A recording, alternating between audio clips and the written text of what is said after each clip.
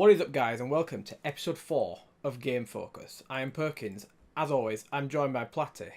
And Platty, I have to ask, what have you been playing? I haven't played much this week. It's Crash Bandicoot and the Insane Trilogy. But Now, the I have first to Crash say- Bandicoot. I have also been playing these games as well, so we maybe want to have a joint discussion on this. Yeah. So how are you finding it so far? Hard. Yeah, Put it way bluntly. harder than I remember it. Mm. Like, when I played it, I was like, was I like a super genius kid or something? Like, how did I even attempt these games as a kid? Yeah, just insanely difficult. Especially the level, is it Road to Nowhere? Yeah, across the bridge. Yeah. Now, the I am bridge, yeah. wondering if the Crash difficulty is actually now, I'm wondering, is that why I preferred Spyro? That might be it. I can't say because I've never played Spyro, so... I wonder if that's something to do with that particular thing. Mm. It's definitely got the nostalgia for it, especially for me. I don't know about yourself, but like almost every level I play, it's like, whoa, I remember this as it was, back in the day. Yeah, I remember some of the levels. Like, I never finished the game, so... Right. as a kid, I mean. I finished it now, but Yeah. never finished it as a kid, but I've enjoyed what I've played. Like, even though it has been difficult, I've been enjoying, like, even the music and stuff, the remastered music. Sounds good. To me, it's like it's almost like the feeling you get when you play a Souls game. When you beat it, there is nothing like that feeling of Yeah. overcoming that great difficulty. Yeah. Well, like I But said, my that, words, is it frustrating? yeah, it's like that Road to Nowhere. I think it took me an hour and 6 minutes or 26 minutes Yeah. to do. Yeah. Honestly, I don't know how my controller hasn't ended up inside my TV screen. Yeah, exactly. It's so annoying. Yeah. I remember Gore joking that the price of controllers must be going up. I thought it's probably not far off. Yeah, he's probably right. So other than Crash, have you been playing anything else? Side thing would be Mario Kart 8 Deluxe with a few friends. Oh, you've been playing that still on the Switch? Yep, back on with that. As if. It's crazy that you're still playing that. 85 hours in. 85 hours in. You've not been playing any Zelda or anything like that? Oh, actually, yeah, I did the beginning trials of the Master Trials part. Alright, why is it different like waves of it? Yeah, you've got the beginning trials. It's floors 1 to 12. Right. Then the medium one that's 1 to 16, and I can't remember what the hardest difficulty one is. Oh, okay, I see what you mean. So Yeah. is there like different prizes or rewards, I suppose, for beating each one? Yeah, what you get is you get the the power of the Master Sword. It Yeah. goes up 10 every time. Ah, okay, fair enough. That makes So sense. and then when you finish it, you would get the unlimited power if you do the hard one. So in theory, by the time the DLC comes around, you could be mega powered. Pretty much, yeah.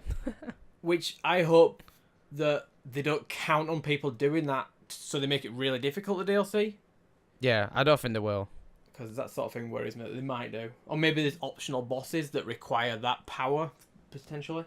But I suppose you have that power, it's just that it's not charged all the time. Yeah, I Like, suppose, yeah. so everyone does have that power. Yeah, It's so I not suppose like- if you're conservative with your weapon, you could still overcome that same obstacle. Yeah. I suppose that makes sense. Mhm. So, anything else to add to your list of games? Nope, that's pretty much it. So I'm going to go next with... Obviously, I mentioned Crash. I've been playing Crash. I got into Crash 2. I think I'm about halfway. And I said, you know what? I'm taking a break from this. It's really winding me up. I'm going to move on to something else. So I moved on to... on the Switch, is it Shantae and a Half Genie Hero? Didn't really know much about this game. It's really fun. It's really solid, fun game. Almost... Platformer, innit? Is it a Metroidvania type, they call it?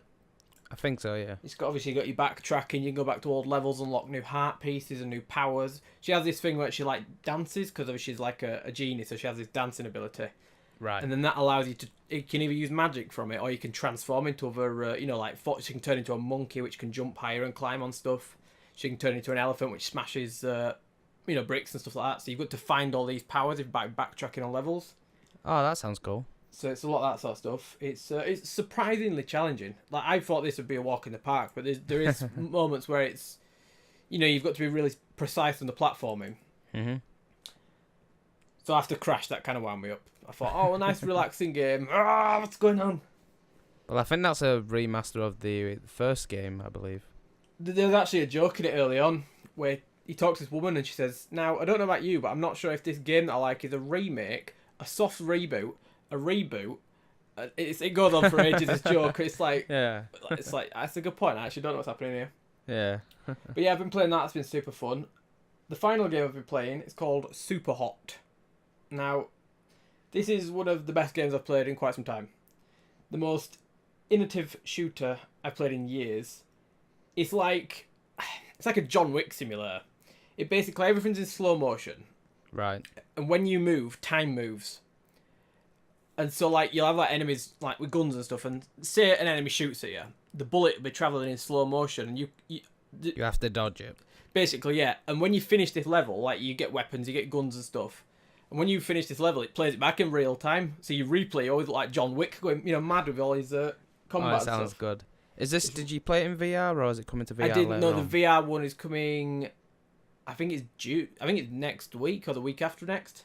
All right. Nice. it's real Is soon. it a I'm free definitely- update or is it separate? No, it's a brand new game. Separate, right. They've had to okay. totally like remake it from the ground up. Right, okay. But I'm definitely getting that because this was so much fun. I mean, the story's not too long, but they have like endless mode where you just keep going and take out as many enemies as you can, rack up the scores. Mm-hmm. And I found the gameplay so much fun that I just kept playing and playing and playing. That's good then. It's it basically plays from like the first person perspective. You pick up baseball bats, you can pick up guns, you can pick up bottles, and silly stuff like that. Like anything, pretty much. You throw a bottle at a bad guy, and he'll drop his gun. You can pick up the gun, shoot a couple of bullets off. They're going in slow motion. You throw your gun at another enemy, run over to him while he's stunned from that gun, steal his gun, shoot him. There's a lot of fun like mechanics to work on that game. I definitely recommend it if anyone's not played Superhot. Is it really exclusive? Good. Is it like PlayStation? No, it's 4 on exclusive, PC, PlayStation, Xbox. I actually don't know if it is on PlayStation yet, but I believe it's coming. I think when the VR comes out, they're actually going to do a bundle where you get both if you want. Right. Okay.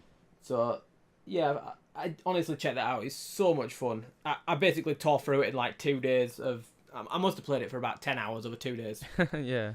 I loved it. I just, especially when you got Crash being so frustrating, and this Superhot, you can sort of take your time and methodically work out, right, what am I going to do here? Yeah. And there's nothing sweeter than seeing it back in real time, like absolutely just owning people. Mm-hmm. So that's definitely a lot of fun. Right. Now, next we're going to go to the news. They're not exactly the most big stories, but they're the most important, I'd say, of this week. Yeah. We had a Splatoon Direct. Obviously, a Splatoon 2 Direct, I should say. That was on Thursday afternoon, I believe. It was at 3 o'clock. At 3 o'clock, yep. They basically just broke down almost every element of the game. Obviously, it showed you shops where you could get new clothes, new shoes, new weapons, all that stuff. It showed you some of the weapons that are already in it, some of like the tweaks that they've made to weapons, like the roller can now go, is it vertical, and there's a couple of a new little, like there's a bucket where you can slosh stuff and, stuff like that. Mm-hmm. I mean, you know more about Splatoon, so if you need to jump in at any point, just... I will do. Okay, yeah. It showed some of the new stages off. I believe some of them were the old stages, but it was the stuff that came later on that they showed off, like the... it's like a dockyard or something like that, where you have forklift trucks and stuff moving around. Yeah, that was the first DLC, I believe. They showed some of the game modes off, and they sort of explained how that worked with, like, competitive... Is it ranked, they call it? Yeah, there's a rank mode, and then there's also, I think it's league mode, where you can have a team of 4, and then you're facing against another team 4. I don't know if it's just one, team against a team for 2 hours, because I know it's a 2-hour mode. I think it's a points-based thing. Is it points based over the 2 so, hours? Yeah. Okay. Yeah. But yeah, they cycle through game modes, don't they? Is it every 2 hours, was it? Yeah, it's 2 hours, because I Yeah. think it used to be 3 hours, didn't it? Yeah, in the it first did. one. So I obviously think- shortened that by an hour. Yeah, so they cycle through game modes, which is pretty cool. Mm-hmm. I can see it getting kind of frustrating. I like the idea of just being able to choose what game you want to go play. Oh, you mean game mode? Yeah. Well, because it's always turf war on like player match, but on ranked match it's 2 actual Yeah. game modes, isn't it? Yeah. They showed off Salmon Run next, I believe, which is kind of like the Horde mode. Yeah, plus at limited times. Yeah, this is really weird. They sort of give you like a window. Is it like a 4-hour window, something like that? 4 or 5 hours, something like that? I think so, yeah, and they have future dates as well, don't they, on the current things. But it's weird though, because if you play it on local multiplayer, you can play it whenever. You can play it whenever. Yeah, It's really only bizarre. online. I didn't like that feature that they're locking it behind. It's like, I bought this game and they're going, no, you can't play this now. It's like, well, I want to. Yeah. No, you can't. It's like, great. There's been a few suggestions online, like it could be just that they don't want more people to be in that mode than, like, turf war and the ramp matches, etc. That's a terrible excuse. It might not be, but they've put this new mode in. They want people to play this new mode, surely. Yeah. Well, people will, I suppose, in the allocated times. I could see them changing stuff maybe down the road. Maybe. Because I believe Splatoon 1, they got a little bit less strict on stuff later on, didn't they? Well, it was still like the 3 hours and stuff like that, wasn't it? They didn't change that in any aspect. No, it was still 3 hours and 2 maps. They never opened like a few like 3 maps, etc. Oh no, I'm thinking, is it Splatfests where they added an extra map for circulation or something like that? There was a small change they made. Yeah, it might have been that because obviously it's normally just one map. Yeah, I think they added a second map or something like that, just to add a bit of variety. Yeah. Next, they showed off Splatnet 2. This really annoyed me how they titled it Splatnet 2, because I don't think I've ever remember hearing anything called Splatnet. Well, it's just this in the Splatoon, obviously, universe.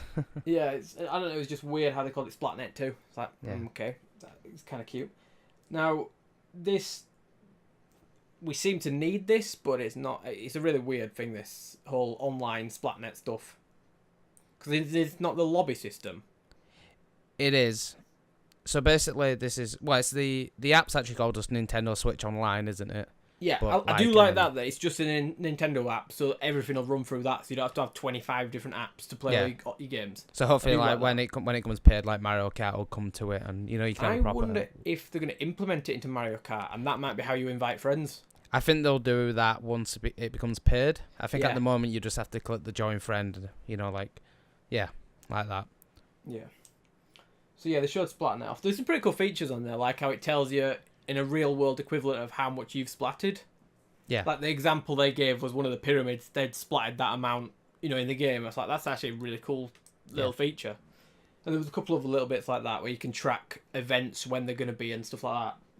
I like that you can look at your battle stats from the last 50 matches. Yeah, that's pretty good. And you can look at what people was using as well in those matches as well. Just to that's get something a I rough forgot, idea. actually. During the ranked stuff that we were talking about, it actually gives... how you used to get your rating, like B+ and what have you? Oh, it's all separate now, isn't it? Each game mode has a different rating, so you're never going to be... you're always going to fit in with your level, which I actually really appreciated that.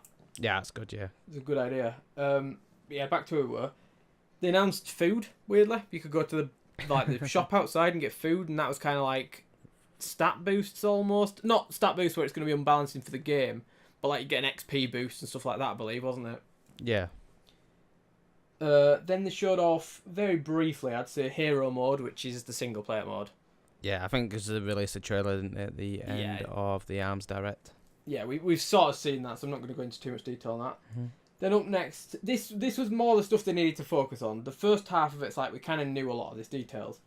They showed off some new weapons, which are sort of in development and are coming soon. They showed off some new stages. And then they went into Splatfests, I believe. And they talked a little bit about that. And then they went into the new... I don't know, what did you call them?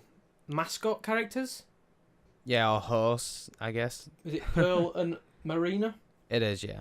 So they went into them too. They did a little weird karaoke song video thing. It was like, this is really annoying, but whatever.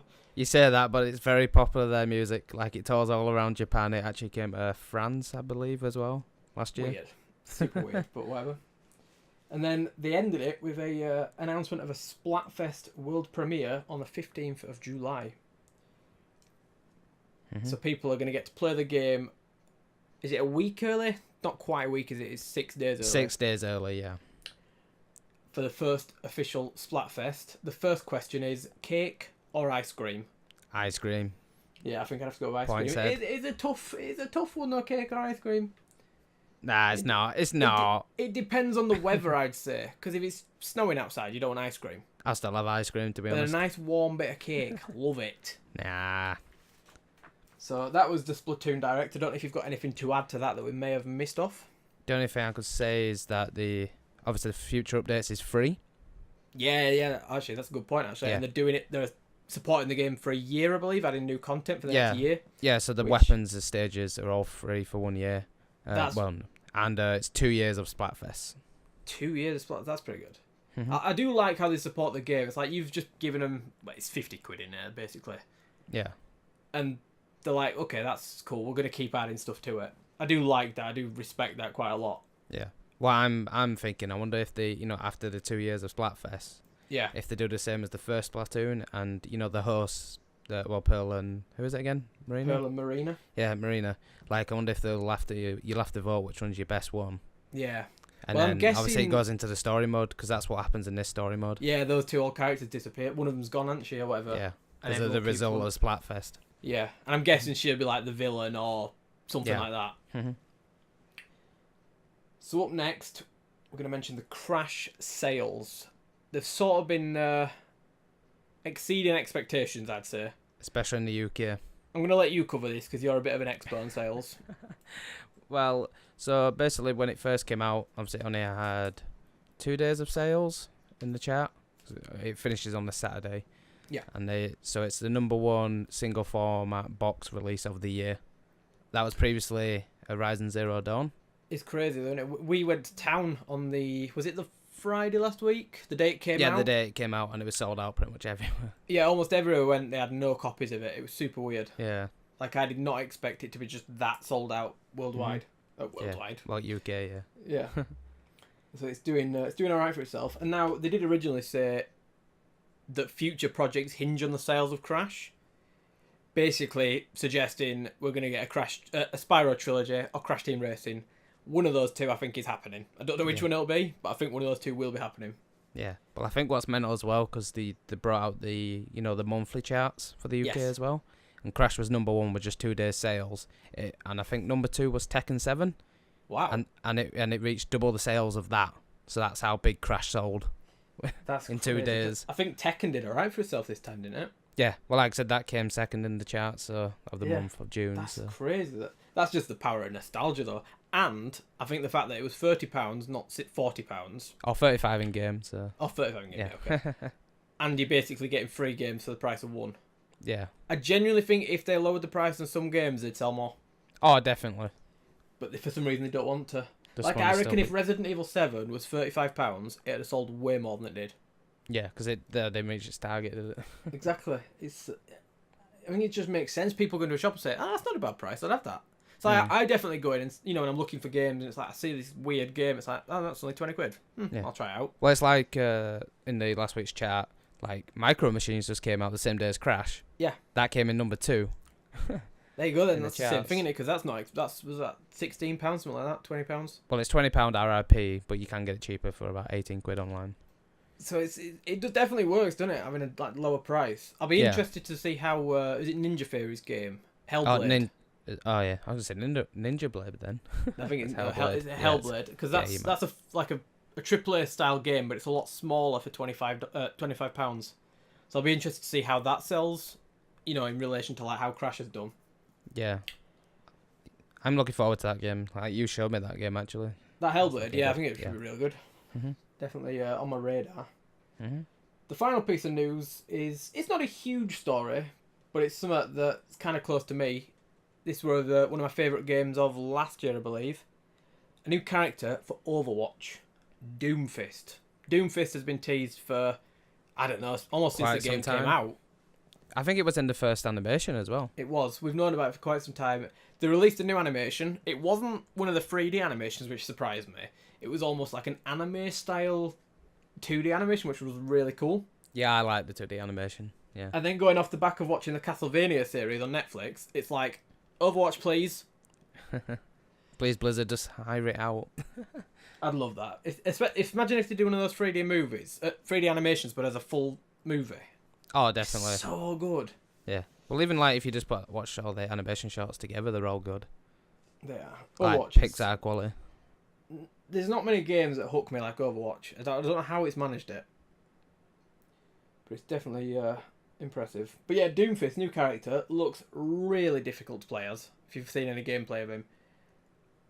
I think there's a very steep learning curve there. Does he just use melee, I guess? Or? No, he has like one fist, he has like weapons. a little mini shotgun looking type thing. Right. And then the other hand, he's got like a big fist. And he can do one where he fires his fist forwards, like a Reinhardt charge. Oh, nice. Okay. And then there's one where he I think this is his ultimate actually. He fires himself up in the air and like a radius pops up on the floor and he slams his fist back down and it sort of, kills anyone in that radius. Right, that sounds a cool special. Like a Hulk smash. Yeah. I definitely, when it comes to, the full game, I'm definitely looking forward to playing with him. Now, he is available on the PTR if anyone plays that, which is like a testing, like a service from Blizzard. That's only on the PC, I believe. Only on the PC, yes. Yeah. I'm definitely looking forward to checking him out when it comes out.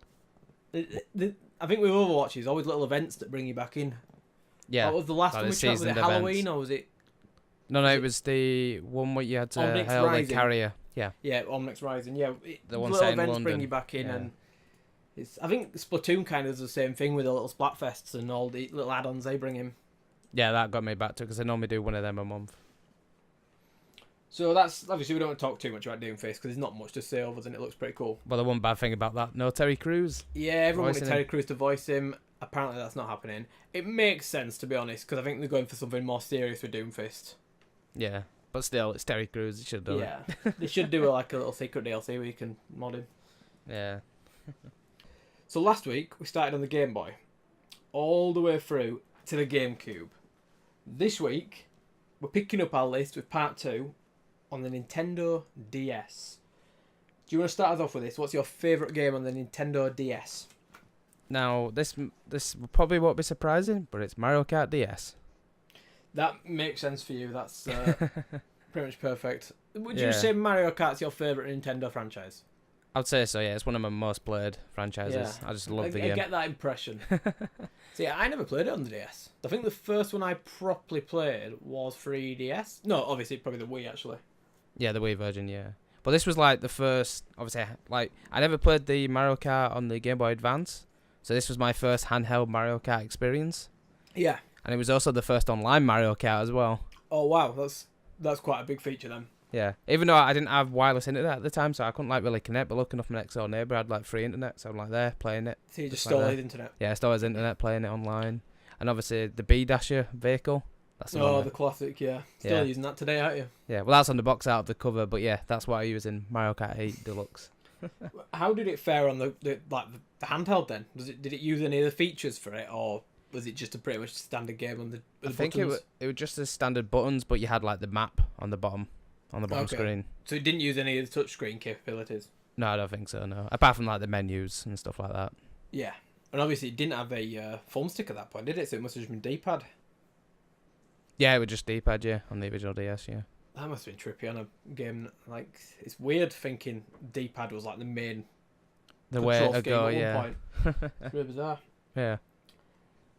I think my favourite game on that was...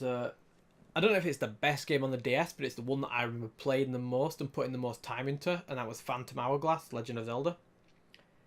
I thought this game used the features of the DS really well. You know, the touch screen, and that was basically how you walk. You touch the screen and, moving along. It's funny, actually. People hate that for some reason. Yeah, I know, it's weird. There's a lot of games that... Yeah, I don't know why it gets so much flack for... I don't know. It's weird. It definitely is weird. I think people just don't like the drawing mechanics, do they? Yeah, but I thought that was cool because you could make notes and stuff, couldn't you, on the touchscreen? You could make notes. Yeah, there were like treasures that like you had to write down where you'd find them, and there was like little. You had like a slate which could use like fast travel on it, and you had to learn the shape of like each individual place. Mm-hmm. Did you have to blow in the microphone to do? You blow in the microphone to use the wind ability or what? Yeah, one of your weapons. I can't remember which it was. And then you like your boomerang. You draw on the map on the touchscreen to create the path for your boomerang. Yeah. And a lot of the puzzles use these elements. So I thought it used the the capabilities of the machine really well.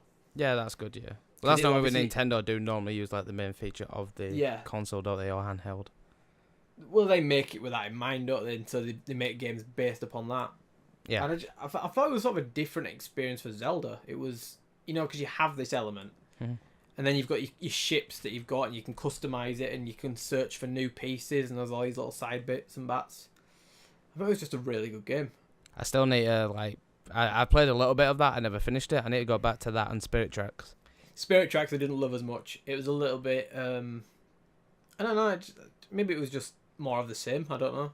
With the train, because you were training instead of the ship, aren't you? Yeah, I just didn't feel as close to that as I did Phantom Hourglass. Mm-hmm. I actually do believe Phantom Hourglass as well may have been my first Zelda game, which is a crazy statement.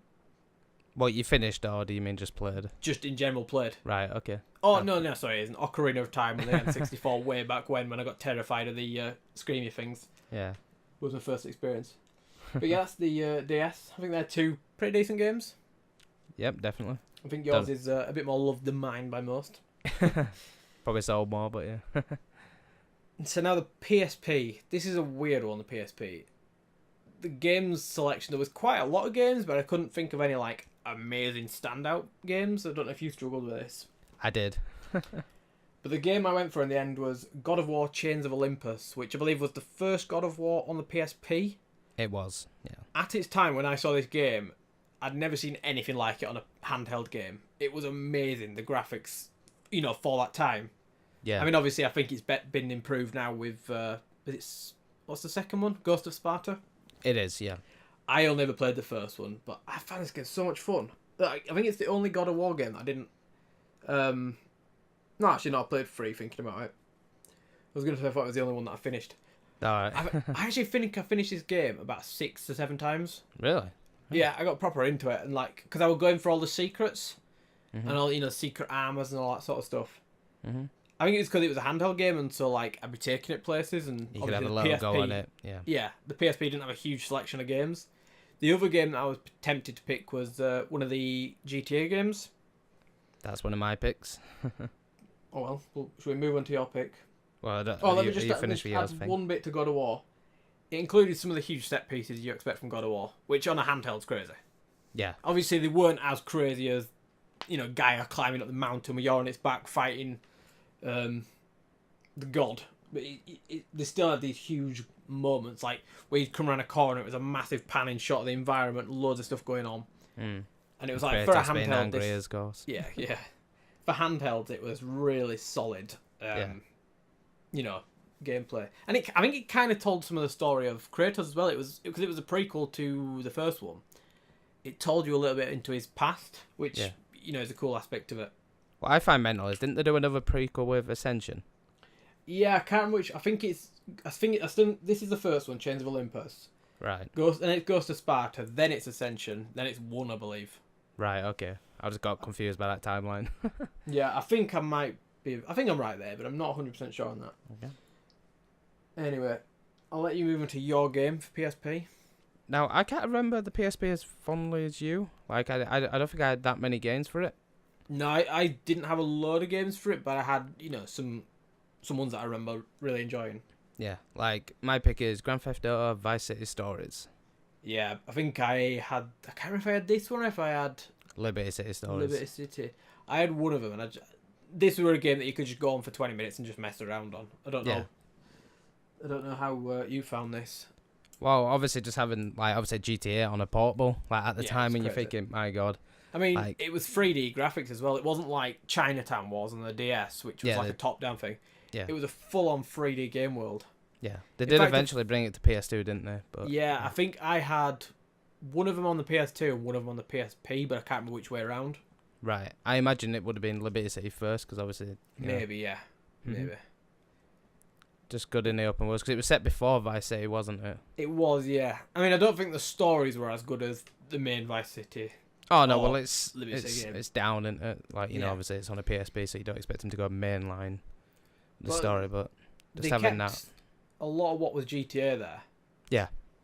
It spurred your imagination when you saw that game. It was like, whoa, if they can do GTA, what else can they do on this machine? Yeah. It was. I think that's probably helped push the PSP sales as well. I do honestly think for its time, the PSP was quite a good little device. Yeah, definitely. Of Sony's handhelds, I think the PSP was way better than the Vita. I think it was just supported more by more people. It's because it sold more. Yeah. Put it bluntly, just because it sold more, it sold well. See, I think there was a lot because there was still sort of back in PS2 then, so you had a lot of PS2 games on it. Yeah. Which I think really benefited it. Oh, actually, one recommendation, Daxter. Daxter, oh yeah. I love that game. That was a spin-off of the Jak and Daxter franchise. I always remember, is it Secret Agent Clank from Ratchet and Clank? Yeah, I never played that. I always remember that one. There was a lot of cool little games on there, but none of them were like, you need to go and play this now of games. Mm-hmm. It was... as expected, it was handheld. It wasn't, super amazing. Yeah. What did you think of the UMDs? I didn't mind them, to be honest. I thought they were weird and different, but I didn't really mind them. It's been well awkward when you used to try and sell them, and they used to check the size of the, like the disc on the white bit, because in case they like broke. Yeah, well, they popped in and out, didn't they, the plastic bit? Yeah, it was well awkward. Which is super weird. Yeah. You could buy. It was the first portable where you could buy films for it. Yeah, I remember I had one film. I can't remember what the film was. It was like Spider-Man or something like that. I can't remember what it was. Yeah. But yeah, it was like, why would anyone invest on, buying 12 or so movies for this thing? Like, what is the point? Yeah. I think I used it actually more for that sort of stuff, though. Like, I'd download movies and put them on it. Yeah, and I think it was like my MP3 player at one point. Yeah, I had the same thing. Like, I used it more for that sort of thing. Like the media stuff, yeah. Because obviously that was before I had a tablet or anything like that. Yeah. It might have even been before I had a smartphone, thinking about it. So, like, that occupied that space. Yeah. So, the PSP, it was a good little machine. I enjoyed that machine. But it's had its day in the sun. I don't know if you remember the PSP Go. The PSP Go, that might have been the most disappointing thing in the world. We got one of them thinking it was the future, and then we realised Sony overpriced all the games in the store because it was digital only. Yeah. And so it basically and dust. And memory cards. And memory cards, yeah. So basically just collected dust until we eventually decided to sell it. Mm-hmm. So after the PSP, moved on to the Xbox 360, which might be one of the biggest consoles of all time. Yeah, I would say so. The first high-definition console. I remember this being so exciting when I got this. The first game I think I got on it was Oblivion as well. Elder Scrolls Oblivion. Yeah. My God. Such a huge game to just jump in with. It's like, right, where do I go? So what's your pick for Xbox 360?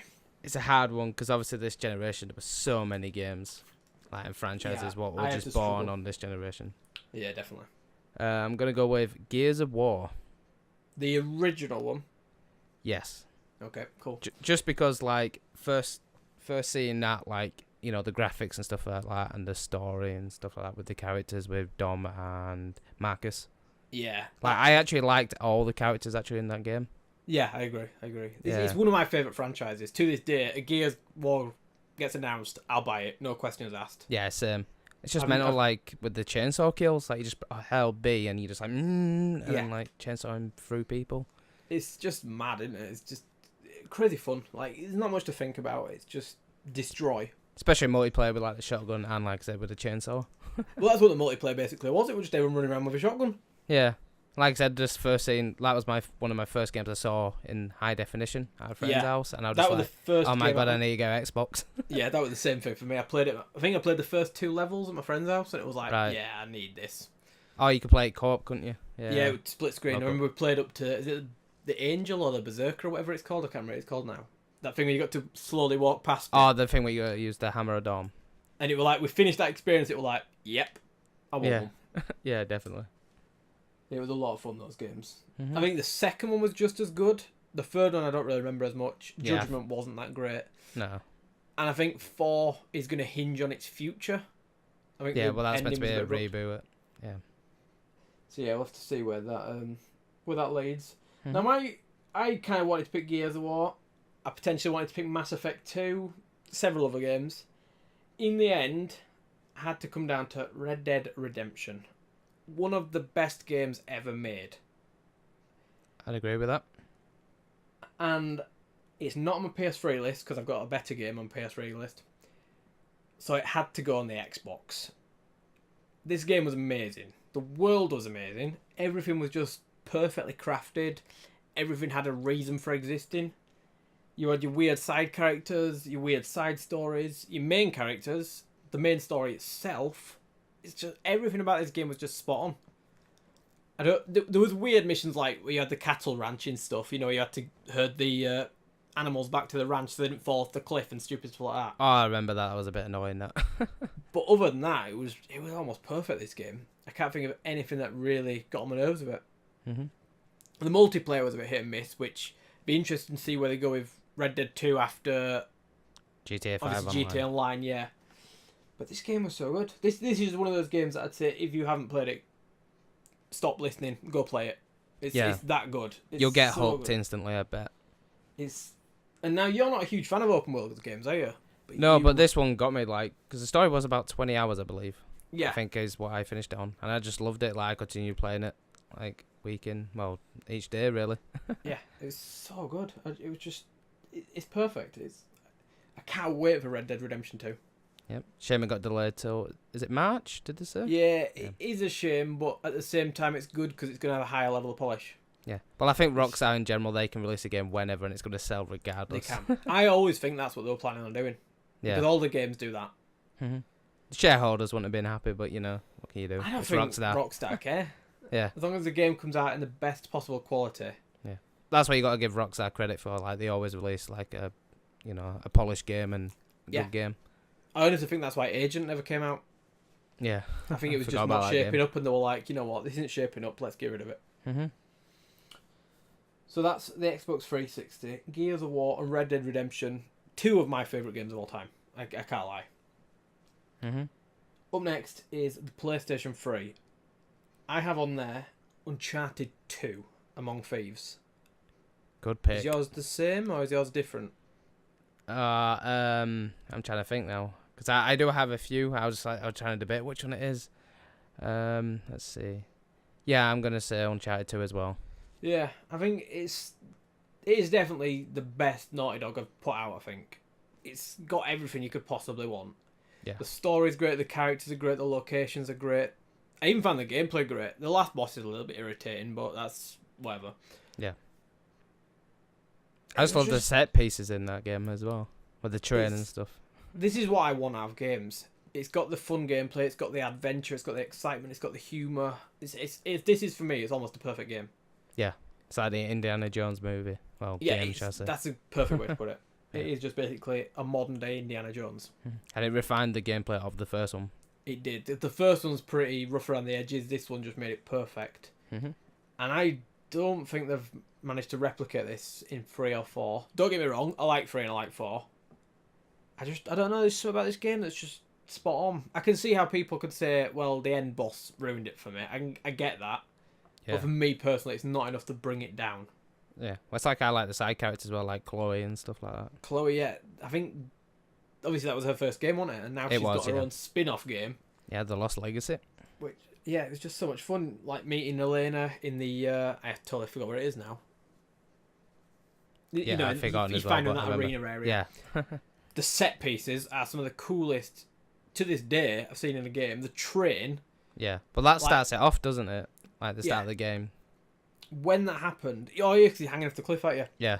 But that bit where you're riding on the train going through the countryside, when that happened, that was like the first time I'd ever seen anything like that in a game. Oh, that was brilliant. And you're fighting along top of it, and then the helicopter comes, and it was almost, it's crazy. Like, at that time, that was like, whoa, this is amazing. I mean, obviously, set pieces have got bigger and more exciting since then. Yeah, it's mental. That was 8 years ago. No, it's crazy. And it's still one of the best games ever. Certainly. Is there any... Go on. I noticed they refined it a little bit with the recent releases. Like, it's a bit more open. You can do a bit more with it. You know, like the driving sequences and the boat sequences and stuff on 4. Right. So they sort of opened it up a little bit, so it's not quite as rigid as those set pieces were. Mm-hmm. The only other suggestion I was going to bring up for PS3 was potentially The Last of Us, but I genuinely think Uncharted 2 is a better game. Right. I might come back to that later. I think the story might be better in Last of Us, maybe, at times, but I think as a game in its whole, I think Uncharted is better. Mm-hmm. Is there any honourable mentions for you, apart from that? Not that I can think of off the top of my head. I'd say Heavy Rain for me. Oh yeah, that is a pretty great game. It's pretty good. The story mode and stuff like that. David Cage, that's the better one out of the 2. Yeah, Beyond wasn't that good. Mm-hmm. There was one before that wasn't there, Fahrenheit, which... Yeah, but that was on the that PS2. That started off really good and then it got really messed up towards the end. Right. But Heavy Rain's a lot of fun. I'd definitely check that out if that's the sort of thing you're into. Yeah, it's on PS4 now, so you can check it out on the current platform. So, we're going to go into the Wii next, I believe. Mm-hmm. Do you want to read it off your Wii game? Yep. Very hard. Like, probably everyone is thinking right now, it's got to be Mario Kart Wii, isn't it? But it's actually not. It is Super Mario Galaxy 1. The first one specifically. Yeah, the first one. Yeah, it's the one where I actually played and finished. Not 100% okay. finished, but like finished it. Like, 'cause you could collect so many stars. Yeah. And you could get it, like finish it. See, I didn't play loads of games on the Wii. The controls really wound me up. See, this was my first like of that generation. That was my first console back in 06. Yeah. So I played it quite a lot, like that and Twilight Princess and stuff like that. But this game, like just looking at it, like it's I think it still holds up graphically, even for the Wii. Obviously, it's still standard def, but yeah, it still holds up when I was playing it on the Wii U like, a few months ago. Yeah, it don't look too bad, to be honest. It's still quite a nice looking game. Yeah, obviously you went to different galaxies. That's how the point, and the different gravity. Yeah, stuff like that, so you could jump off each platform and attach to the other. I don't think I've played much of this. I played like the first like level or two, and I just really didn't click with it. Did you not like it that you went round like the galaxies, like circle? Yeah, I don't actually know what it was. It was quite a while ago I played it. I just remember not enjoying my time with it. I thought, well, if I'm not enjoying it, I'm not going to put time into it. Well, it's like you had to do the spin attack, you had to waggle the Wiimote, and you had to aim to get the dumb star stuff bits. like that I didn't like. Yeah, I think that didn't bother me too much, but like I said, it was my only current gen console, so that's probably why I loved it. Yeah. And obviously, like one of the music standouts was that's the thing with me. I do like music, and especially like Nintendo music. Yeah. Just gets me every time, like Gusty Garden music on that level. Ah, lovely. Yeah, so you can't go wrong with a Mario game, though, can you? I think they're all pretty much solid. Yeah. It's just you have to get used to controls on the Wii. Yeah. Just that generation. If you can manage that, you can manage anything. Mhm. Have you got anything else to add to Mario? Not really. My Wii game, it came down to two games basically. The first one, it was the game that was bundled with everything. It was going to be Wii Sports, because this game was just a perfect example of what the Wii could do. Yeah. What was your best sport? Probably bowling. No, tennis. Bowling for me. It's but then I thought it's kind of cheating saying that. That's a lazy pick. So I've gone for the secondest, laziest pick. Twilight Princess. I thought you were going to say Wii Fit then. Wii Sports Resort. Yeah. No, Twilight Princess, to me, it's not the best Zelda, but when I think of Zelda, I think of this particular game, graphic-wise, gameplay-wise, just everything as a whole, I think of this game. But it's more realistic, wasn't it? Yeah, this is Zelda. I mean, it was, actually. I should say it was, until Breath of the Wild came out. Mm-hmm. But this game is probably the best game I've played on the Wii. Obviously, that's why I picked it. The story's great in it. I mean, obviously it's a Zelda game, so it's a very loose story again. It's quite a dark storyline, isn't it? It's quite a dark storyline. The darkest storyline. In fact, the final boss in that game is one of the coolest things I've done in video games, full stop. Right. But I believe this was the highest rated Zelda game. Real? In terms of age rating, yeah. Oh, right, okay, age rating. I thought you meant review-wise. No, not review-wise, no. It didn't review that well. It's almost a perfect game. I mean, it's not, because it's on a Wii. And the Wii controls are garbage. And then they re-released it on the Wii U, and I just didn't care for some reason. Well, it did come to GameCube as well. It did. That's probably the best version.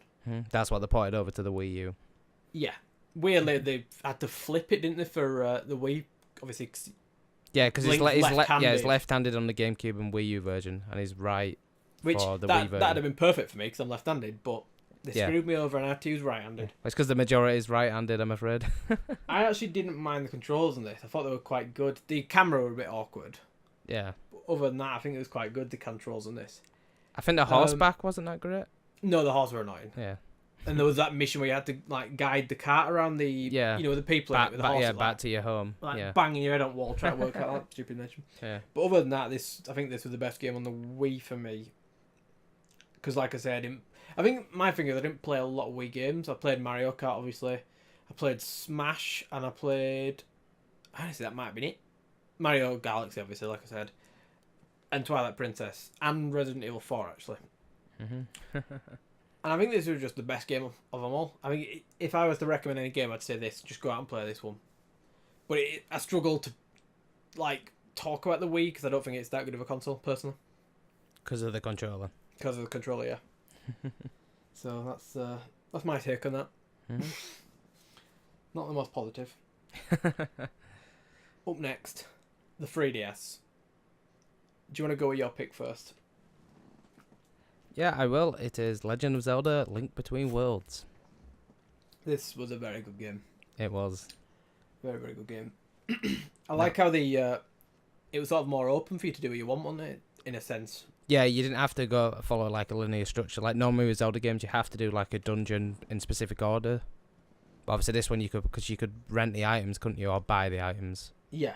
Because normally you find them in dungeons, so you just get them. Obviously, you had to do it in a linear approach to do that dungeon, but you could like I don't know, pick say the bombs or whatnot, and you could get to a specific dungeon with that. Yeah, I did like this aspect to it that you could sort of go as you want. Yeah. Yeah, I remember getting this, I believe, for Christmas. I think I finished it in like 2 days. Yeah, I think I recommended it to you, I believe. You did, yeah. Yeah, because I got it on release day. Yeah, it's a really good game. And like they had the mechanic where you could go into the wall and you were like a painting, you had to walk across the wall. Yeah, and that added puzzle elements to it. Yeah, it was a really cool game, this. I think even the 3D effect was good. You know, I don't know if you ever played with it in 3D. Yeah, I sort of every 3DS game I check it out and then turn it off. Oh yeah, I never used it all the time. It's just like quick, because I think there was one puzzle where it helped with the 3D.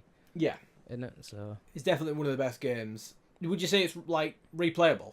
Oh, definitely. I think I played it about 4 or 5 times now. I recently played it like a month ago. I think I've honestly got to a point now where I struggle to replay games unless they're like my absolute favourite games. Yeah.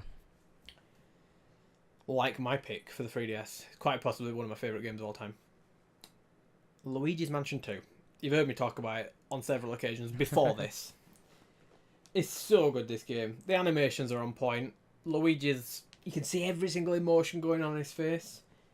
He's got charm for days. Like, everything in that game is just so charming. You have your little ghosts that are just playing around in the background until they're ready to scare him. You have Toad freaking out about stuff. All these little, these little elements that they add to it. Mm-hmm.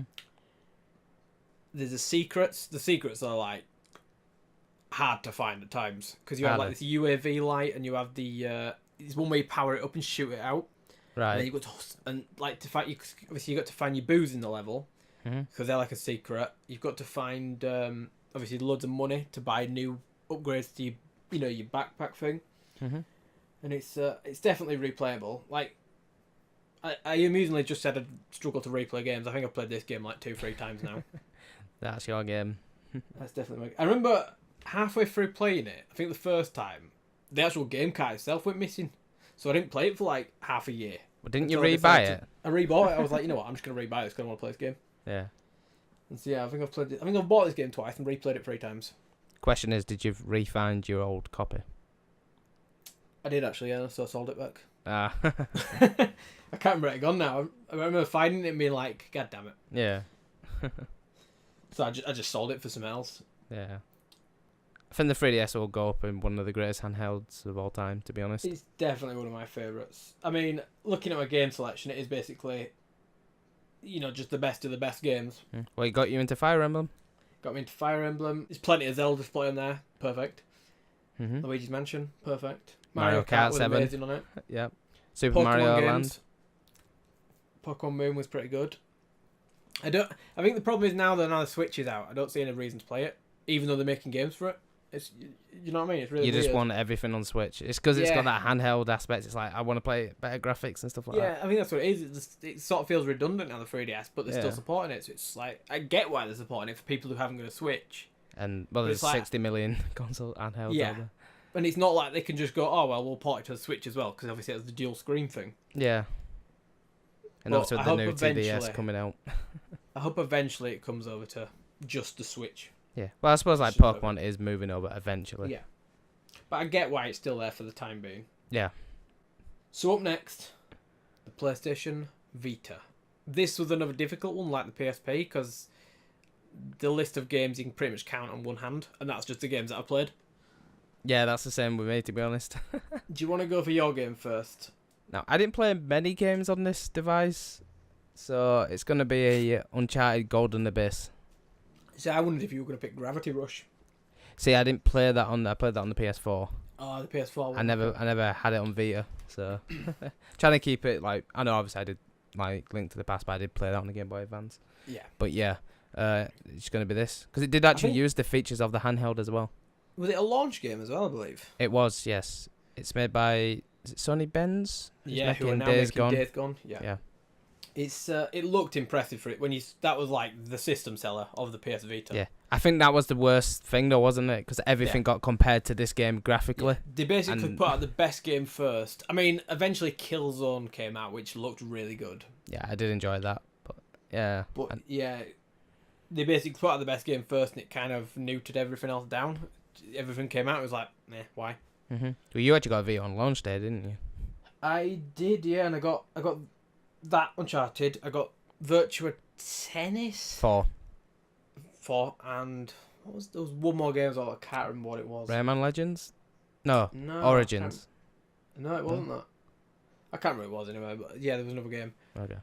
And there wasn't that many games I played, to be honest. I think I played those 2 games. I played Gravity Rush. Is it a game called Unit 13 or something, where it's like a shooting game. All right. And my game, Persona 4. That was literally my selection of PS Vita games. It was kind of a tricky console. Persona 4 was it's just a huge game, like easily 100 hours. Well, it's on the perfect format for you because you like your handheld, don't you? Yeah. I honestly think that's why I haven't sunk that much time into Persona 5, because I have to play it on the TV, whereas you play it in the handheld, it's just perfect for little bits. They had a cast of characters that you had to obviously build up your relationships with. Every character, I believe, off the top of my head, is someone you want to build up this relationship with. Right. The more you build up the relationship, the stronger and more helpful you get in combat. So like they have your little boosts for you and stuff like that. It's similar gameplay to like a Final Fantasy, your turn-based RPG sort of thing. I should say old Final Fantasy. Yeah. But I think ultimately, for me, the best part about the game wasn't the combat sections. It was more the what the storyline, life, the storyline. You went to storyline. school, didn't you? Talking to your friends, working out who, because it's a murder mystery at the end of the day, and so sort of working through the story to work out who committed the crime is the most interesting aspect of it. And working up these relationships with these characters that you know. I actually found the gameplay to be kind of tedious. Did you? All right. And I remember someone else saying the same thing, and they said basically, if you want to enjoy a Persona game the most, put the difficulty on easy. Yeah, it was like, okay, Persona 5, bang, straight on easy. Wasn't even bothered. But yeah, the PS Vita was a tricky subject. Yep. Yeah. Again, I think what mainly did kill it was the memory cards. Like being like, what was it, like £30 to get like a 16 gig card? I think it was hard to develop for as well, wasn't it? Yeah. Like I don't remember like a crazy amount of indie games on it. Oh no, indie quite supported it quite well, didn't it? That's because it became the indie portable thing, didn't it? Because of crossplay. See, I only ever remember getting like 3 or 4 indie games on that. All right, well, like Band of Isaac came to it. No, you are right thinking about it, because they always have them on PS Plus. Yeah. So yeah, I suppose yeah. If you like your Japanese game, like your anime game stuff like that, obviously that still supports it. Yeah. Because obviously it's still, I think it's like the third or 4th best-selling system every week in Japan. How crazy is it that Borderlands came to it? Yeah. It's like, what is that? And apparently it ran off at like 12 FPS, but yeah. That's a lot of the problem. Nothing really worked that well on it. Yeah. So, after Sony's failure with the Vita, Nintendo had a chance to fail with a Wii U. What was your... that's a bit cruel. Yeah, just... What's your Wii U game? Well, it's going to be, of course, Mario Kart 8. Honestly, I think the Wii U had some really good games on it. Yeah. I just threw a bit of shade at it there. I genuinely think it had some really good games on it. For me, this was a difficult pick. Yeah, it wasn't really for me, but there's some like brilliant games on there. Yeah, I mean Mario Kart's a no-brainer. Yeah, like on just the Wii U version, I've had 200 hours on the Wii U version. Yeah, it's a no-brainer for you. It's great online. I think you're probably stuff catching like up to that on the Switch version, aren't you? Eventually. Well, yeah, like I said, 85 hours currently on the Switch version, even though it's like the same game, but yeah. I think this is pretty much the perfect Mario Kart game. Oh, it is definitely. I think it's definitely the best Mario Kart game. Well, it's just like graphically, it's like I remember one reviewer saying like, I'm fine with Nintendo games, like looking like that graphically, like that's the standard. I'd rather they look like that, to be honest with you. Yeah, like the animated, like Pixar style. Because like fully realism games, they're cool. Like Horizon Zero Dawn looks awesome. It's cool. Yeah. But I'd much rather have a stylized game like Breath of the Wild or Mario Kart or Mario Odyssey, stuff like that. Yeah. Well, like even Mario 3D World looks good on the Wii U. Yeah. I think the style of it immediately jumps out in your face. Yeah, it's not, just it's nice not and the same as all the colourful. others. Yeah. Yeah. It's the gameplay in Mario Kart 8 though is just perfect. Solid, yeah. And obviously it was the hover ability, wasn't it? And you could go on the sides and stuff like that, like Yeah, upside that's that down, one new, wasn't it? stuff like that. Yeah. That was a lot of cool how they built the levels specifically for that, especially seeing old levels that they had to remake to use those abilities. The anti-gravity, yeah. And obviously it's the first Mario Kart had DLC. And it's probably some of the best DLC ever to come out. Yeah, because it was like £12 for like 16 tracks. It was priced perfectly, and you got a lot for your money. And 4 characters. Is that Which 4 or that's 10? that's what sets me up expecting a lot from the Zelda DLC. Yeah. The quality of this DLC. Mm-hmm. It was a pretty much perfect game. Now my Wii U game it basically came down to 2 games. It came down to Captain Toad and Pikmin 3. These are 2 of the best games I've. In fact, I think the reason I liked them so much is they were both brand new experiences to me. I'd never played anything like these 2 games. Mm-hmm. But ultimately, the one that I had to pick was Captain Toad at Treasure Tracker. Oh wow! I thought you were gonna go Pikmin. I see what I mean. It was real difficult. Yeah. I was just thinking to myself. I was thinking, if someone said to me, "You can play one of these 2 games right now. Which do you want to play?" It would be Captain Toad. Right.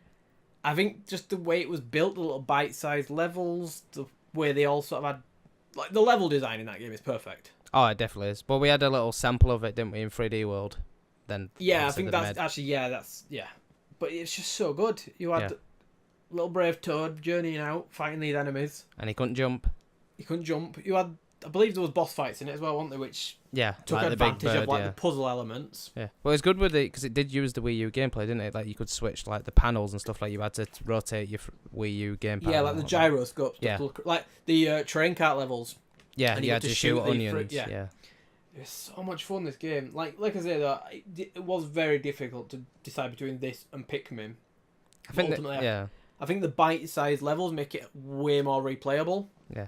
It's just like Toad's just charming. Like, that's one thing that Nintendo get right. It's just charming characters. Like, he's like, And Toad's, it's quite a short game as well, whereas Pikmin, it sort of gets to a point where it's like, okay, this is, dragging on a little bit. But it was just a £30 tie. It wasn't £40, was it? It was, yeah. So it was £10 less. Which, for me, obviously bumps it up again. I like stuff like that. Yeah. I liked it, and I don't really like puzzle games, but, like, and they also, obviously, they brought Amiibo out to this generation. And if you had the Captain Toad Amiibo, you could find, like, you had to find the little 8-bit Toad. Like, that added 3 hours of gameplay for me on that game. It was like a little Where's Wally type thing, wasn't it? Yeah, you had to find him and then touch it on the gamepad. That was quite interesting. It was one of the games as well where it's like, I don't think I did this, but it was like I was more likely to want to collect everything. Like, obviously, the first few levels, you start doing that. And then was it 3 green stars per level? Something like that, yeah. And so you start off doing that, and then obviously by the end, you sort of drift off. Yeah, I think I started that as well. It's definitely the sort of thing where I'd want to, get everything. Yeah, I hope, like, they have a port. Well, I'd rather them make a sequel to it for the Switch for us personally. Yeah, I would. But if the people who hasn't played it on the Wii U would like it being ported over if that was the only option. I'd love a port of both those 2 games I mentioned. Yeah. Well, you'd like a port of anything, really, on the Wii U. It is a great... To be honest, like you said, the game library is good on the Wii U. I think it had a really good... It had Bayonetta. It's an amazing game. Wonderful 101, I think that was quite a good game. Yeah, both hinted out of the Switch. Captain Toad. Yep, they're both potentially coming. Should have added that in the news. Why didn't I do that? Yoshi's Woolly World. Yoshi's Woolly World, Mario Kart, Mario Land. No, sorry, World. They, like you said about Twilight Princess, like they could bring that and Wind Waker HD to the Switch as a. I think they should do that as a double pack on the Switch. It would easily sell. They should. See, it definitely had a great lineup. I don't think it deserved to sell as poorly as it did. No. Oh, we forgot to mention it brought Splatoon as well, the new IP. Splatoon, yeah. First new IP since Pikmin. From Nintendo. That was a great game. Came out of nowhere, had no expectations for it, loved it. Yeah, because everyone when they first saw it, what's this game? And then when it came out, everyone like, wow, this is good. So that's the Wii U. Next is the PS4. We got on to the current generation now, nearing the end of our list. Yeah. What's your favourite PS4 game? To date. Obviously, we can't say definitively because there's still stuff coming out, but to date. It was quite hard for me to pick because I'm trying to think of it came between actually Last of Us Remastered. Yep. Or Uncharted 4. Okay, that makes sense. But I'm gonna go with Last of Us Remastered, just because like it was just the best version of that game. It was really good. Like obviously it ran in 60 FPS. And I believe they included the DLC in with it. They did, yeah. Yeah. Yeah, like that was the first time I actually played the DLC because I never had it on the PS3. That was good because that was a prequel. It came out wasn't so it? late, wasn't it, into the PS3 cycle? Yeah, so like the PS4 came not long after. I think it was a year after. Was it? Wow, I didn't know. I think it was 2013 Last of Us, and then it came out on the PS4. Because I don't think it came out on launch. I think it was like a month after. That's crazy that it was so long. Yeah, but like I said, it's just the best version of that game to play. Like great storytelling. Like love the characters. Like Joel and Ellie. Yeah. Well. Yeah. I love the. I know you're not a huge fan of it, but I love the stealth sections where you got to get away from the clickers. I didn't mind that, to be honest, in this game. Like, you know me, I don't normally like stealth, but I didn't mind that, like with the clicking and stuff. Yeah. Especially if you have, is it the shiv? The knives where you sneaked up and attacked them. They are one of the freakiest enemies in games. Yeah. Now, did you play the multiplayer of this? I never played the Fractions DLC. I played a little bit of it. I played like 2-3 games, and I was like, you know what, I can live without this. Yeah. Like, I must have replayed that game about 3 or 4 times. Yeah, I've played it a lot. I think it's one of those games that I will go back to before the new one comes out. Yeah, I think what you should do is wait till you get a PS4 Pro and then replay it. Yeah, maybe. You could play it in 4K then. And well, I need the TV first. Yeah, you need TV. I forgot you haven't got one yet. We can go. But yeah, like, and even the DLC was great as well with the prequel with Ellie and I forgot her best friend's name. Yeah, I know you're talking about. I can't remember what she's called. That was like a really good DLC. Yeah. I think it was only about an hour or 2 hours long, wasn't it? That's why I'm sort of glad that it came to this, because I wasn't going to pay for an hour's DLC separately. Yeah, because it was like, because I think I traded in my PS3 copy to get the PS4 copy, because it was like 40 quid with that. Yeah. Yeah, just a solid release. So my favourite PS4 game is quite possibly my favourite game, period. That game is Bloodborne. Yep, the perfect game. I actually learned a lot about myself and my gaming likes and dislikes from this game. It's super weird. Mm-hmm. It's such a bizarre game because it's such a tough game, but it's fair at the same time. I mean, you've played this. Yeah. You've actually completed this, I believe. Yeah, what's like unbelievable for me, because like difficulty for me, it's just like no. But did you find that it was fair to a certain point? Yeah, it's fair and it's rewarding, but like it's rewarding when you defeat a boss or you did, you know, if you die, it's like, oh, that's my own fault, I didn't dodge there, etc. I think in that game, the key to success is be fearless. Yeah. Don't worry about dying. Don't worry about making mistakes. Just go for it. Yeah. I must admit, it's good when you do. Is it a counter when you like kill them in one, or you do like the heavy damage? Yeah, the parries. Yeah. When you get one of them off, you're like, yeah, I feel powerful. It definitely rewards you definitely rewards you for exploration. Mm-hmm. Obviously, you find these little nooks and crannies of all these cool weapons and new guns and new gear, and there's even like optional bosses. You can sneak off into little areas, and you'll find a whole new like part of the map. Yeah. Like I remember on my second playthrough, I went through like different areas because I wasn't as afraid of dying because I'd already beaten the game. Yeah. And it's like when you find these new bosses, it's like, well, that looks like that's gonna be fun. Mm-hmm. It's just, I think that game I've finished 3 times. I've platinumed it. You played the DLC. The DLC. The only thing is I missed one trophy on the DLC, and it's like, do I replay through the entire game to get that one trophy? You will at some point. Yeah, maybe. You got 100% it completely. The DLC was fantastic as well. Like that is one of the best DLCs. The final boss is tough as nails. In fact, I think a lot of the bosses were tough as nails. Yeah. There was, I mean, it's not so bad now, obviously, because I'm so used to playing it. I can just, like, bosses you know now, the I'll jump mechanics. in and beat them first try. Mm-hmm. But it's like when I first got that game, whoa, I was on that for hours. What did you, like, because you could start with certain weapons, couldn't you? I went for the cane first time, which turns into a whip, like Castlevania style. Yeah. And then the second time I went for the saw blade things. Right. I think what did I have? Was it the 2 axes? Yeah, I believe so. The 2 axes. No, it's a small axe that turns into a big axe, I believe. That's it, yeah, you're right, yeah. It's, what did I think in the end I swapped it up for, there's like Blades of Mercy, I don't know if you saw them. You remember that crow lady? Yeah. Eileen the Crow. Mm-hmm. You could eventually go through her quest line and she'd give you her weapons. Oh, nice. And they were insanely fast-paced. We were just like slicing around like crazy, and you pop them together and it'd make one sword, snap them apart, and it'd be two small swords. Yeah. Now, I'll admit, like, I played a bit of Dark Souls, but I prefer Bloodborne to the Souls games. I think Bloodborne, it's... I think the aesthetic, the world, is more enjoyable. I think there's a lot more depth and weirdness to this world than Dark Souls. Now, do you think they're going to do a second one? No, but I hope so. Yeah, you just have to I don't wait think it's and see. happening. I really don't think it's happening. But that might be a blessing. At least I can have this one game. It's its own little thing. Just a perfect game. It's never ruined by a sequel. Yeah. It is forever just this one game on its own, just to be enjoyed and worshipped. Yeah, well, they might bring a remaster down, like, on the PS5. Play it all again. I'd take a remaster. I really would. It's amazing. Probably my favourite game of all time. It's one of those games where quite frequently it's like, kind of want to play that now. Yeah, just install it. Like, I think I have. There's very few things that make me do that, but that one is one of them. Yeah. So up next, Xbox One. This was quite a difficult one, actually, Xbox One. It was for me as well. It's there's not a huge selection of games, I don't think. I think there is, but it's not like, brilliant games. Yeah. Yeah. Like Gears of War 4, I like that was good, but it wasn't the best game. Yeah. It's like Halo 5, I haven't touched a single player. Exactly. Recall, it's nothing really special. Yeah, Quantum Break's nothing overly special. Rise, Dead Rising 3, 4. Yeah. Dead Rising 4, yeah. So, yeah, I think I struggled with this.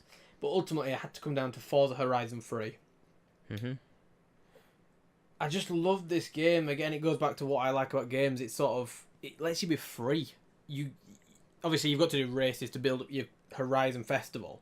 Yeah. But it doesn't say, do this, then do this, then do this. It's like, right, what do you want to do first? Do you want to go here? Do you want to go here? Do you want to go here? And I love that. And you can just, you can earn points and progress through the levels just by driving around. Yeah. You just find a cool car. Like, I've worked up and I got myself the old-fashioned Mini. I'm just bombing around in that, sliding around corners, just, having a good time in it. And I'm progressing. I'm leveling up, building my festival. But you could find old cars, couldn't you? Like in an old garage or stuff like that. You go to garages and you'd find these old-fashioned cars and you'd fix them up, and just loads of cool little bits like that. I love games that reward you for exploring. Yeah. And let you just sort of go off and be free. Well, it's quite cool as well because didn't it have the different races, like different weather and stuff like that. Yeah, you had all the weather effects. You had different race types, different events. You had these bucket list events, which were like, mad challenges, which the people in the community can make themselves. Yeah. There was just loads of cool stuff in that game to have fun with. I don't know what your Xbox game is. Now, it's technically a third party. Well, it's a third party title now. It is Rise of the Tomb Raider. Go on. That's a very good selection, actually. Yeah, because I'm trying to think of what I thought was quite a solid game. Yeah.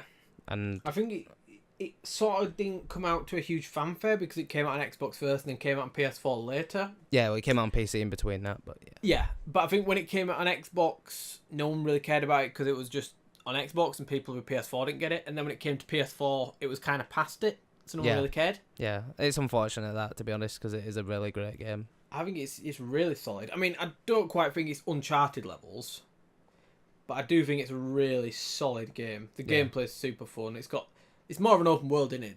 So you can explore stuff and find cool secrets and get new bow parts and new guns, and I did like that aspect of it. Yeah. I just like Lara as well.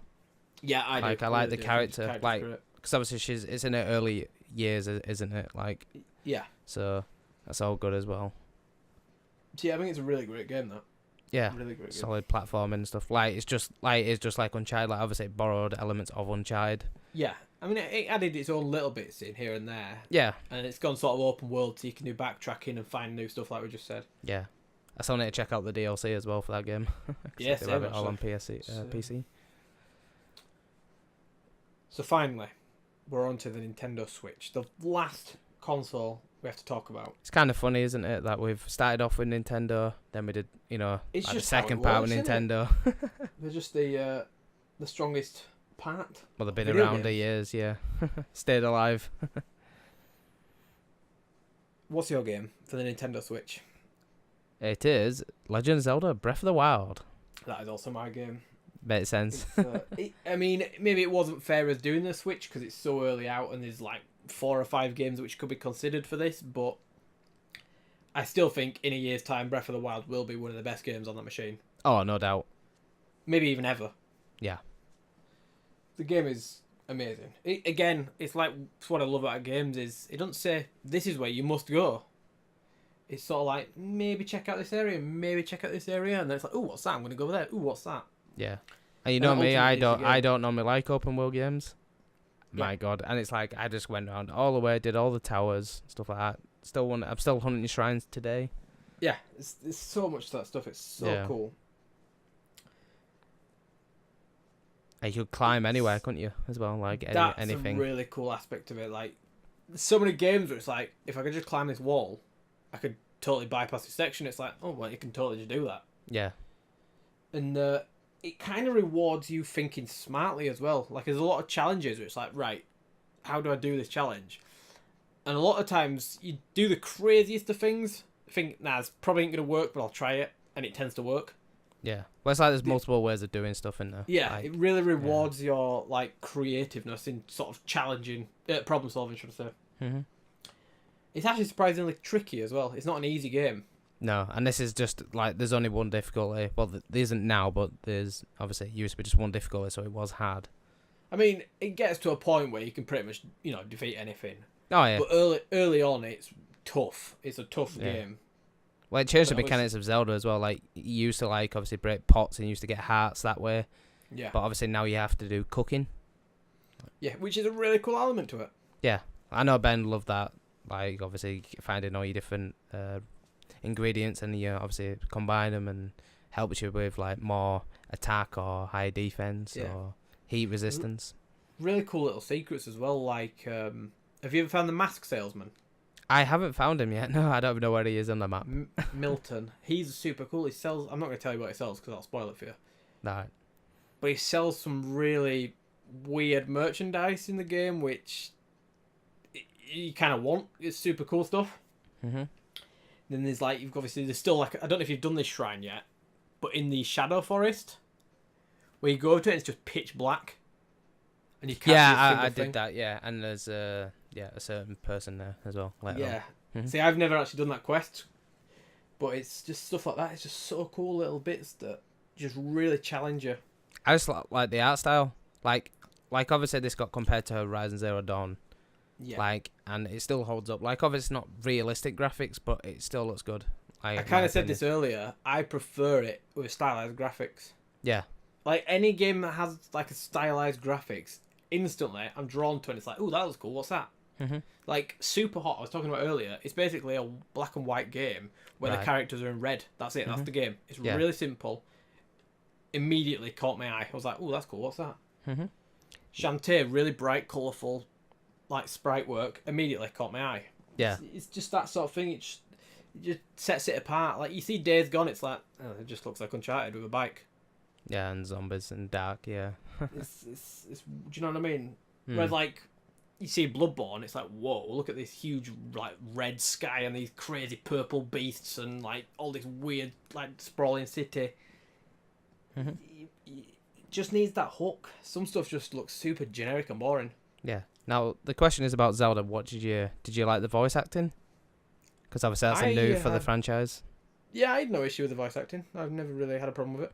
Yeah, I didn't. I think it's good, like, to keep Link silent. I don't know. Would you prefer him to have a voice, or...? It's a tricky one. They have to find the right voice actor. Yeah. They do acknowledge it, don't they? Like, I can't remember which character says it, but it says, oh, you're a bit quiet. I don't think there's any reason for him not to talk, though. It's really weird. Why not just have you play as Link? Why play as yourself through Link? Yeah. I don't quite get how that's a thing. Because if that's the case, why can't you play as a female Link? Yeah, that's true, yeah. What, Linkle? Like, is it Linkle from Hyrule Warriors? So, yeah, Linkle. Yeah. Have you seen when you put the what is it mask on? Not the costume, sorry, the Tingle costume. All the villagers freak out. Yeah. Super weird. Yeah. That's from the DLC. Yeah. This game's, I mean, especially on a portable machine, this game is brilliant. Yeah, like, it holds up, like you said again, like, on the outside, like, just playing that game. Like, when you see that on a handheld, you're like, my God. Yeah, so many times you'll be just sat in bed at like midnight playing Zelda, and then you'll look up and it's like, oh, Yeah. it's gotten a bit late. Well, I just love the Switch. Like you say, you can play on your TV. It's like I normally have an hour before work. Like I just get in early, and then I just play on my Switch for an hour, and it's just like I love this machine so much that I can just like put it on its little like stand and then play with my Pro controller, play all these games. It's one hell of a console. One hell of a console. Yeah, and you got plenty down the line. You got Mario Odyssey. That's gonna be like probably one of the Game of the Year contenders as well. Yeah, definitely. Yeah. At the moment, it's Breath of the Wild, though. Oh, yeah, at the moment, yeah. Obviously, it's out, so, yeah. So that's our list of favourite games on every console from the Game Boy to the Nintendo Switch. Mm-hmm. If for any reason you haven't seen our first one, go back to last week and check it out, see what you think. If you played any of these games, loved any of these games, comment below. Maybe tell us what your favourite games are. Yeah. If you have any questions, be sure to shout us out. We do have some questions this week, but we're going to have to leave them, unfortunately, till next week. So we will answer some of the questions you've asked us this week, next week. And to end the show, as always, we like to do a recommendation of what you guys should play at home. Now, originally my recommendation... No, I'll stick with my recommendation. I'm going to go with Super Hot. The game it's just unreal. It's super cool. Especially, like, if you like puzzle games that are slightly different, I'd definitely check it out. I was tempted to just... name drop Bloodborne then, but play Super Hot. Yeah. Or Bloodborne, whichever one you want to play. It's Yeah. not super expensive here. It's like £16, something like that. Super Hot, so it's pretty good. Mm-hmm. It's coming out to VR in a couple of weeks if you're interested in that. What would your recommendation of the week be? Now, just going off this list, I'm going to say Breath of the Wild. Just due to, obviously, it being on the Switch. Like, it is on the Wii U as well if you do only have a Wii U. It's kind of a no-brainer, isn't it? The DLC's just come out for it. Yeah, like you said, DLC just came out. Like, unfortunately, I have to buy like this first set and then the second set as well. You can't get it separately. Yeah, I don't love that. It's super weird. But like, I'm finding the DLC like good. Like, you get the Korok mask, where you can go find the little Koroks, stuff like, because it shakes when you're near it, and just a lot of fun. Like we said, countless hours of gameplay. Oh yeah, almost too many. Yeah, you definitely get your money's worth for that game. 100%. You get your console's worth. Oh, definitely, yeah. Like, some people have literally just bought a Switch just for that game. Yeah. And I think it's worth it. I genuinely do think it's worth it. Definitely, yeah. So that's the end of Game Focus, episode 4. Like I said before, if you've got any questions, leave them below. We'll answer them at the end of next week, assuming we have enough time. Maybe tell us your favourite games from certain consoles. And that is the end of episode 4 of Game Focus.